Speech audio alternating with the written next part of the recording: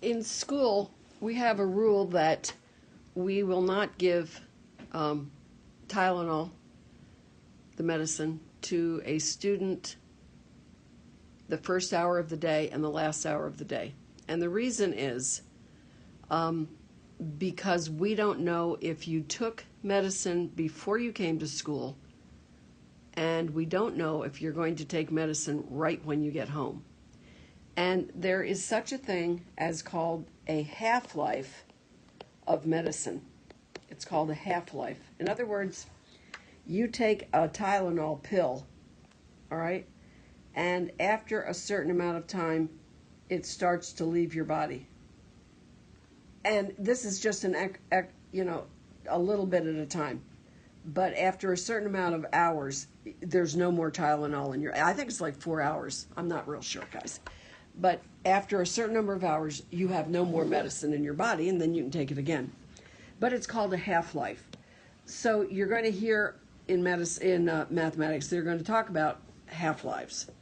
So here we have an example of something, iodine. Iodine 124, the half-life is 4 days. The half-life is 4 days. The half-life, LF, is 4 days. In other words, whatever this means, you take iodine after 4 days, half of it is left.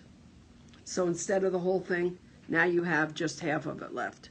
And then after another 4 days, you have half of that left. Okay, so it just keeps going down like that. All right, so the question is asking how much is left after 16 days? Well, you can see this is called an exponential decay. It's going down.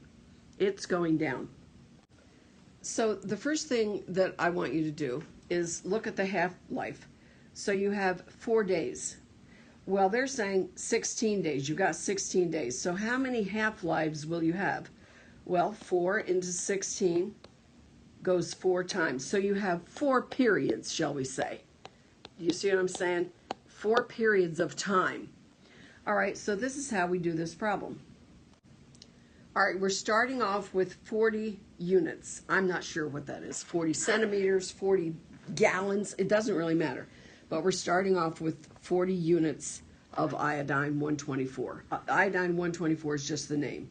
It doesn't mean anything as far as numbers go. So in any case, you're starting off with 40. How much is left? Well, we're going to multiply that by 0.5. And the reason we're multiplying by 0.5 is because that's a half. 0.5 means 1/2, correct? And we're talking about a half-life. So we're going to multiply that original amount by 0.5, but we have to take 0.5 to the 4th power. Do you know why? Because we have 4 periods. Remember this? We have 4 periods to multiply by. So when I multiply that equation, I get 2.5. All right, so here's the deal. After 16 days, you're starting off up here with 40. After 16 days, that's day 1. After day 2, day 3, day 4, blah, blah, blah, blah, blah, blah, blah. Day 16, all you're going to have left is 2.5 whatever units. That's how it goes down. That's called the half-life. So, in review, to find the half-life, you have to look at how many days or hours. Many times they do half-lives in hours.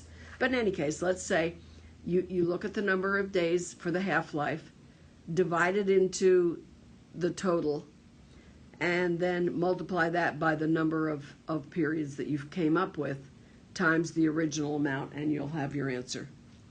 All right, I want you to work on the problems that are on the bottom of this section.